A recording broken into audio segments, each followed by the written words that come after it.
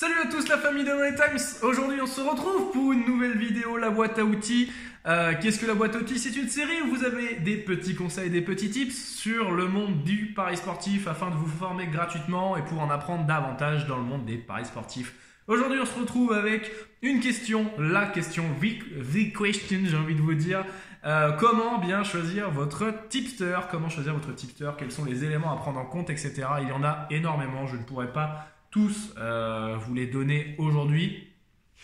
En tout cas, voilà, il y a des éléments qu'il ne faut pas bâcler, d'accord? Il y a des éléments qui sont importants et que moi je considère très importants, mais après ça dépend aussi de chacun, de l'approche de chacun aussi par rapport au pari sportif. Si vous voulez que ça vous prenne du temps, si vous voulez pas que ça vous prenne du temps, si vous voulez avoir une approche humaine avec votre tipster ou pas, voilà. Donc, comment bien choisir son tipster?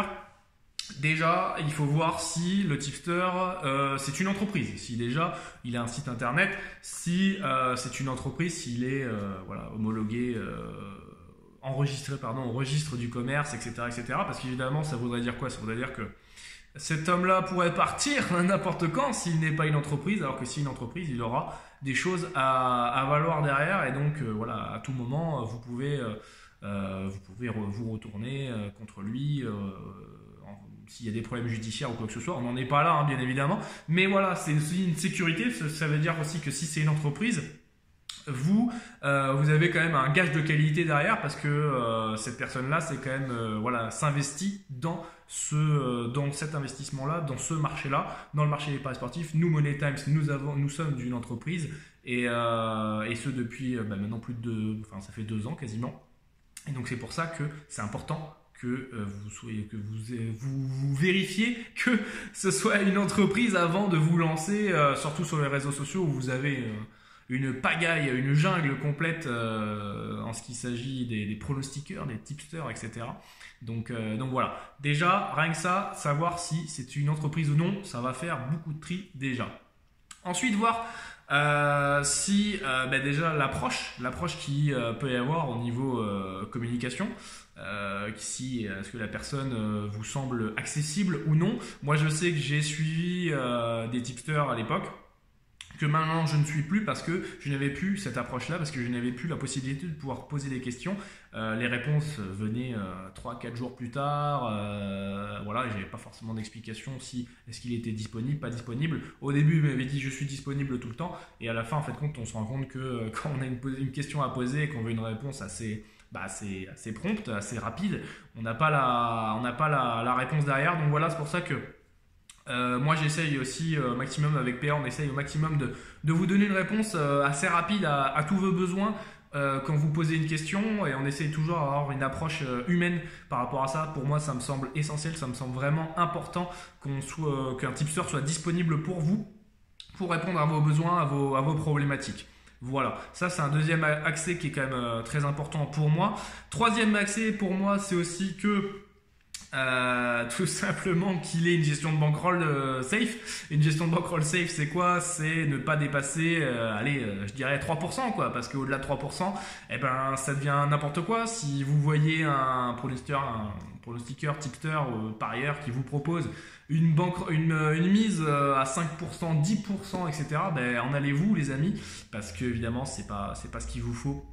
C'est pas comme ça qu'on gagne de l'argent sur le long terme. Vous allez à votre perte si vous suivez ce genre de personnes-là. Je suis désolé de vous le dire, mais malheureusement c'est comme ça. Non, il faut que ces personnes-là aient une gestion de bankroll. Donc déjà, si vous voyez passer des paris à plus de 10%, enfin, plus de 3%, 2-3%, 3% c'est bien, déjà c'est bien assez élevé. 2% c'est ce qui est quand même le plus conseillé en termes de pari de mise maximale, d'accord? Ça ne veut pas dire que c'est une mise moyenne, mais en termes de mise maximale, 2%, 3% me paraît quand même le max. Le max du max, c'est quand même 3%, quoi. Voilà, déjà par rapport à ça. N'hésitez pas aussi à aller à sa rencontre. Essayez de communiquer avec lui pour savoir un peu s'il a un bilan, mais aussi parce que ça c'est aussi c'est quand même quelque chose qui est très important, c'est d'avoir un bilan. Le mieux évidemment c'est un bilan que les personnes disent vérifier. Voilà, après vous avez des bilans qui sont sur BetBankroll. Nous avons un bilan par exemple sur BetBankroll. Voilà, le bilan est honnête, il est mis à jour quotidiennement, etc. Donc il n'y a pas de problème par rapport à ça. Évidemment, il y en a qui trichent leur bilan. Même les bilans dits vérifiés, ils sont aussi. Vous pouvez aussi tricher vos bilans vérifiés malheureusement. Donc voilà, un bilan, si vous voulez le tronquer, vous pouvez le tronquer, il n'y a pas de souci, c'est très facile même de le faire. Voilà. Mais quand vous connaissez la personne et si vous allez voir les différents membres du groupe privé de votre tipster et que vous allez à la rencontre, essayer de savoir un peu si le bilan est à jour, etc. Vous posez la question aux membres du groupe en disant est-ce que le bilan qui est tenu il est à jour, est-ce qu'il est bon, est-ce qu'il est honnête, et ils vous diront oui, non, etc. Voilà, faut souvent aller à la rencontre des personnes qui sont clients, qui sont membres de ces groupes privés là pour en savoir plus parce que c'est quand même important. Le tipster peut vous dire tout et n'importe quoi, il peut vous dire quelque chose, mais des fois il faut aller voir aussi avec d'autres membres, comme ça vous permet aussi de partager avec les membres du groupe privé et de voir si le tipster a un bon retour ou pas. C'est quand même assez important. Voilà, ça me paraît les points primordiaux. Après, comme je vous dis, ça dépend énormément de votre stratégie. Ça dépend. Certains tipsters font du volume en pari court terme. Certains tipsters vous proposent que des paris long terme. Certains tipsters vous proposent essentiellement sur un pari. Il y en a qui vous proposent sur différents marchés. Il y a énormément de choses qui peuvent être mises en place, mais ça c'est par rapport à votre stratégie de base. Il y a des tipsters sur des marchés de masse, sur des marchés de niche, etc. Ça dépend si vous êtes agressif sur votre gestion de bankroll, si vous êtes plutôt prudent. Il y a beaucoup de choses à voir par rapport à votre investissement dans les paris sportifs. Bien évidemment, tout ça peut être vu avec soit PA, soit moi, parce que nous sommes coach. Au sein de Moneytex.